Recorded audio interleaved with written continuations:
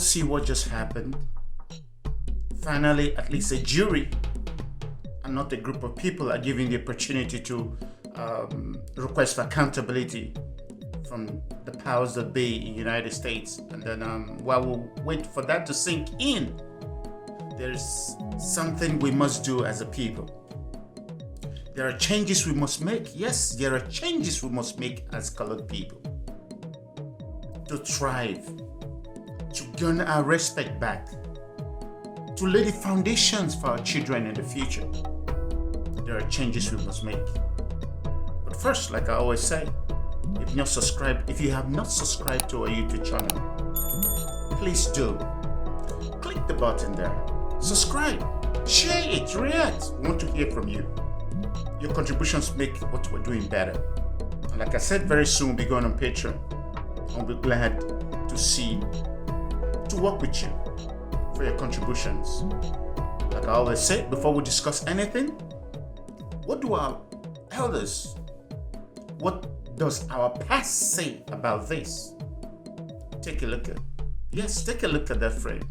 It says, wealth, repeat, wealth, which enslaves the owner. It's not wealth. Yes, if we think we're doing well, if we think we're thriving, if we think this is progress, but we're enslaved in the process, it's obvious it's not progress. The word is enough for wise, and that's what our ancestors has to say about this. So guess what? We have to make some changes. We have to make some changes to actually move with the times. Once again, did you know? Take a look there.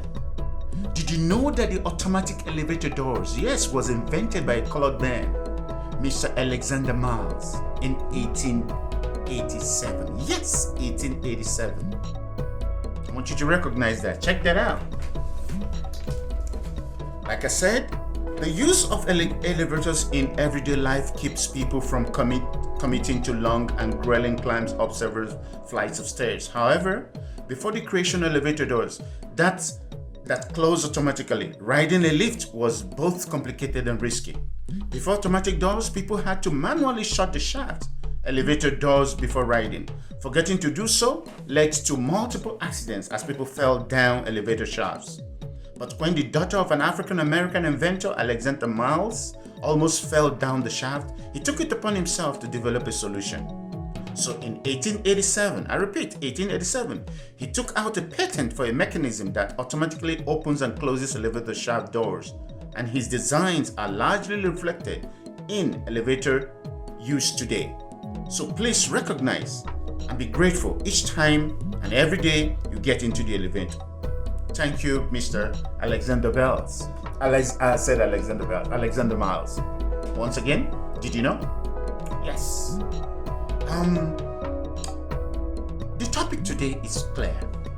It might seem, okay, what do we do? Given the short time we have, I'll just maybe mention a few things. Take, for example, our names. Yes, we must be proud of our names. Our names tell our stories. Yes. Take, for example, look at this. Look at just few people I'll pick up from you. Did you know that Zik of Africa? Yes, Zik, Nnamdi Azikiwe. His name was Benjamin. And then guess what? He dropped Benjamin and became Nnamdi Azikiwe. Did you know that Chinua Achebe? His name was Albert. But as soon as he found out that the Irish priests that flooded Africa with their lies, yes, their lies about our surname, about Anglicizing our names, guess what he did? He changed it again to what? To Chinua Achebe. Look at Barack Obama, please. Look at him. Barack Hussein Obama. Who would have thought? What odds did he have to win? But guess what? He stuck by his name. It became his identity. And guess what? He won. He got to the very pinnacle of power in the United States. Look at Obafemi Awolowo. Yes, the proverbial Obafemi Awolowo. Do you know his name was Jeremiah?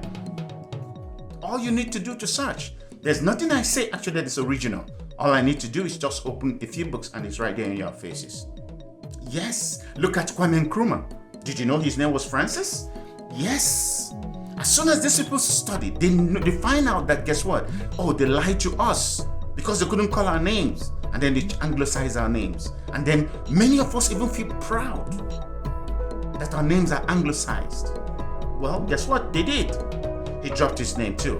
And Ngugi wa Thiongo, yes. Ngugi was James Ngugi wa Thiongo, yes. And he dropped James and became Ngugi. Who else? Very good. Just of recent, an actress, a British actress. Guess what she said? She wanted her name back. Thandie, they call her Thandie. But she said, no, my name is Thandiwe. Correct my name. And then guess what she said? I want my name back. Thandie. You see how it sounds? They anglicized it. They made it look sweet, but said no. Whether it is misspelled or not, whatever argument they gave for it, she said she wanted her name back. But then, look at our own person. Look at Oprah. Yes, we call her Oprah. But do you know that it was because of a mistake? Somebody could not spell her name right. Her name is Oprah, as in the Bible. Take a look at that. So guess what? The first thing somebody does is this. When they call your name, you see, if you're proud of yourself, if you're proud of your heritage, you got to call it. You got to hold fast onto your name. You don't anglicize your name. You got to be proud about it. Barack Hussein Obama, Nnamdi Azikiwe, Chinua Achebe, Obafemi Awolowo. Then secondly, look, what about our clothes? Yes, we must be proud of our own products.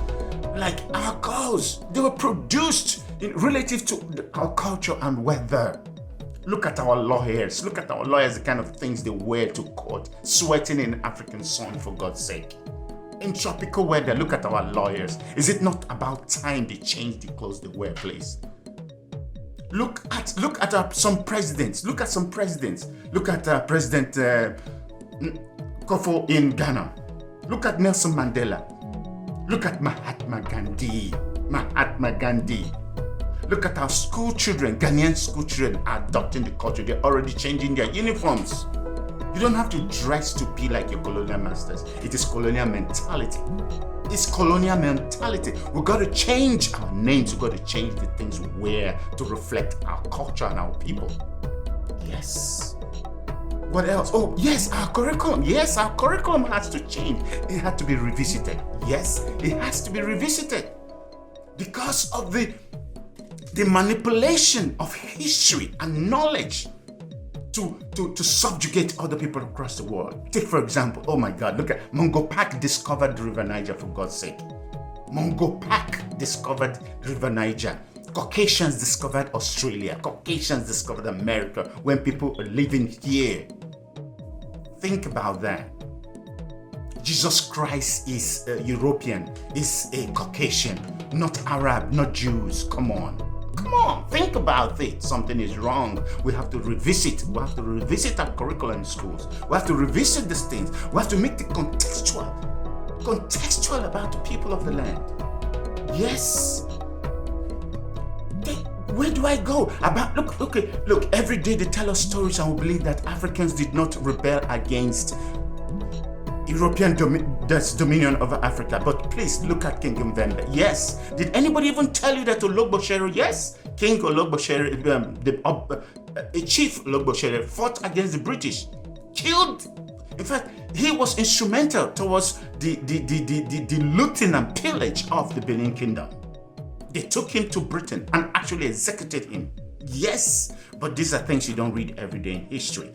This is why we have to revisit history, rewrite it with an eye at third world nations. Yes, the so-called third world nations. Your name, your clothes, your curriculum. We've got to teach our children right, so that when they stand up, they look people in the eye and say, yes, this is where I'm from. What do you think? Yes, take a look at that picture. Look at Mugabe. That is why. Look at George Bush and Putin putting on African clothes, putting on clothes just to make fun of us. Because at the end of the day, they're laughing at all of us when we put on suit around them. Because it's not ours. It does not fit us. We got to bear our names, wear our clothes, eat our food, and teach our children right. I'd like to hear from you. What do you think? Because Jesus Christ is not European. Take a look at that picture. He's a Jew, he's an Arab. Yes. But first, Shout out. Take a look at that. Oh my God. Our shout out for the day, we're going to Durban, South Africa. Take a look at him, to Kwame Nkrumah. Yes, Kwame Nkrumah was appointed Secretary General of Amnesty International in August 2018. Nkrumah was a youth activist in South Africa and the first African head of Greenpeace. By making clear the link between environmental crimes and human rights abuses, Nkrumah heralds a new era for Amnesty International, widening its focus from political prisoners to indigenous peoples and everyone in between. According to Kwame Nkrumah, we need to redefine what it means to be a strong leader, because strong leaders don't bully activists. Yes, that is exactly what is happening with a global crackdown on NGOs. We need to see less vitriol and more compassion from our leaders. Children have the right to be with their families. Children have the right to toothbrush and soap. Yes. Children have the right to safe places to sleep. Children have the right to seek asylum. Yes. As of June 2020, he is the first global ambassador for Africans rising for justice, peace, and dignity. Please keep an eye on him, Mr. Kwame Nkrumah. Once again, I really look forward to hearing from you. Write me. I'll be glad to hear from you. I'd like to visit you so we can talk one-on-one. And we can share those things that bind us together as one than what divide us. If you look up, you see my information. Write me. I'm very glad to hear from you. I believe in you. Your name matters. What you put on matters. And our curriculum matters. I hope somebody in government hear this and change things for good.